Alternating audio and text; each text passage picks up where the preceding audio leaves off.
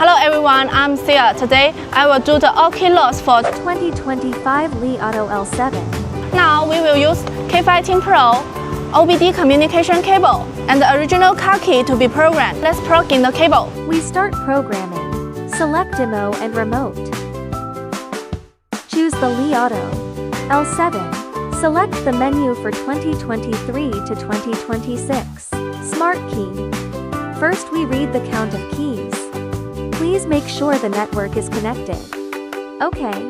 And then, we choose to program Smart Key. Wi-Fi is connected. Click OK. This function program up to 2 keys. Click OK. All keys will be deleted. And RAID program key. Click OK. Delete successful OK. Now, we put the key we need to program in the sensing area. After placing, click OK. Count of keys programmed 1. No need to continue programming. Click Cancel. Program complete OK. Let's try if the key functions are normal. Hit the brakes. Successful.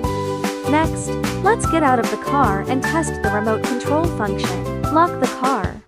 Unlock. We do the all key loss for this car successfully. Stay tuned as we continue to innovate more supply ahead.